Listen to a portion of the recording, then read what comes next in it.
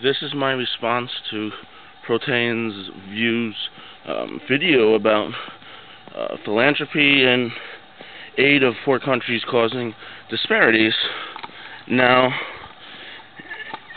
it seems that we are more focused, or you, or this video is more focused on disparity than actual how well people live. A perfect example is that we in America, despite having a country of quite disparity, the American ghetto is actually, in reality, a place of privilege. Did you know half of the world has never made a phone call? Because there's more telephone cable lines in the island of Manhattan alone than all of Africa. Most of the world doesn't even have phone cables in some of these places like Africa and Southeast Asia and Latin America. So when in American ghettos, most of these people, I see have cell phones, while half the world has never even made a phone call on a regular phone. So the American ghetto is a place of privilege. So people in American ghetto live far better than Africa. And from what you're saying, we should just take away all of that because of the disparity. Now, from what you're saying, disparity is only a mental disorder, because American ghetto lives better off than about 98% of the world, but because it's a disparity, it's wrong. So therefore, it's only internal. The disparity of these things are in fact a disparity only within the person's perception of having less than others. So therefore, I think that disparity is a mental disorder, and instead of worrying about creating disparities, these people should go to therapy or be taught from a young age that it does not matter if they have less or more, because it's only a mental disorder, because it's a mental view, almost like a jealousy. And is a jealousy from a disparity really a problem, or is it only a problem within the mental state or mental view of emotions within the person who's seeing the jealousy? So the disparity is only a mental thing. Even if we take away all disparities, you'll still have people who have more friends than other people, people who are more intelligent, so people who are better looking. You'll have people who grew up in better homes, so you have people that are taller, people who are more athletic. I mean, you'll have disparities even if you try and attempt to take them all away. So therefore, the ideal solution is to teach our kids that disparity will be always there. Instead of teaching our kids that we should try and take away disparities, we should teach our kids that you should be able to accept yourself and understand that it does not matter how much you have. It does not matter if you have material possessions.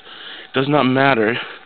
The matter is if you can handle it, because I don't care who you are in America, there's always going to be someone who has more money than you, more material possessions, more friends than you, and you have to deal with that yourself. So therefore, we need to teach our kids this, and that's why this is almost a mental disorder of jealousy, not actually a problem. I mean, it's like, because someone has, say no friends, and another person has, say, 50 friends. Should we take away all 50 of that person's friends just because they do have friends?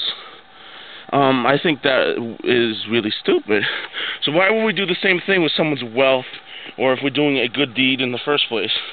Doesn't make any sense. Or how about me? I'm in New York right now. It's 27 degrees out for your European friends, about -2 Celsius. And I'm doing quite well out here. Don't really think there's a problem with it. I'm enjoying this weather. Now, just because now I know people who at 70 degrees, or I guess, what about 20 degrees Celsius, who think that is freezing. Now, should I be dealt with just because I have because they have a disparity where they can't handle the cold? I mean, does that mean they should kill me just because I have a better advantage than some people? I mean, if we're really going to get that fucking way out, then I think we have much more problems than the disparities themselves. These are the mental disorders within our brains and our emotions, and those need to be dealt with, not the actual disparity itself.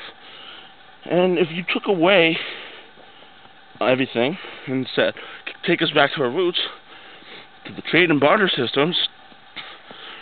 The fishermen who caught, say, 10 times more fish than the other fishermen, the trade and barter, that fisherman would have 10 times more things to trade and barter. Therefore, he would have 10 times more possessions and wealth. So should we take it away from him because he's a better fisherman? That is nature.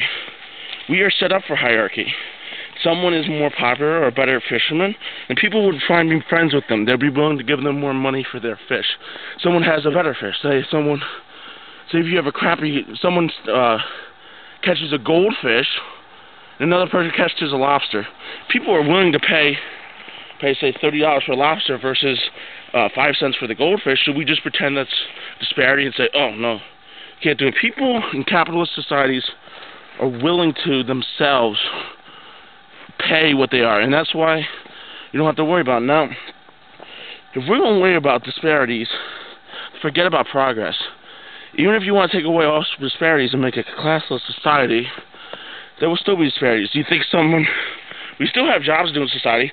Do you think someone who invents a rocket has the same job quality as someone who cleans up shit in a sewer tank? Because in a classless society, people still have to do those two jobs. And so, if we're going to worry about disparities, why not we just take away all progression at all? I mean, the person who has a job cleaning up sewage shit obviously has a lot worse job than, say, an artist, or say someone who makes music or makes advertisements. I mean, it's quite obvious that even if you did take away disparities, then you might as well not have any progression at all, because there's still going to be disparities. So, how about we teach our kids that disparities don't matter, rather our mental ability to deal with them matter? Because that's the truth. And the fact that we want to take away progress because of someone having less is ridiculous. Happened in the old time societies. It's always happened, always will. So, it doesn't really matter. Now, the biggest threat to the whole giving charity to Africa and Southeast Asia is not disparity. It's dependency. If people are starving in Africa because they don't have enough land to grow crops, we make them dependent on our crops. And if we don't give them or deliver it anymore, then they're dependent to the point where if our lines get cut off of food supply to Africa, there will be massive famine. And it allows these Africans to have, or Southeast Asians to have, larger populations because of our handouts, which therefore take away more of the land they can farm, which therefore makes the starvation problem even more worse if we cut off the lines of food supply. And it is estimated if we cut off the food supply of America got cut off to Africa, 400 million Africans would die. And it doesn't matter if the American government people decide to cut off themselves, or if we have another Great Depression or wheat blight that causes that to happen without not on purpose. It's still a dangerous dependency that could cause massive consequences, because we're taking out the balance. If people can't live, they starve because they don't have the resources. So people die out and there's more room to feed the people that are there. If we're going to take away that balance and then give them more food that is not there, not grown there, then we keep them weak and we exaggerate the problem, and we keep the people in these poor countries vulnerable to even more biblical proportions of famine in the future when America cannot deliver what it once could deliver. That's why, that is the biggest reason why I think it's wrong or not so good to do this.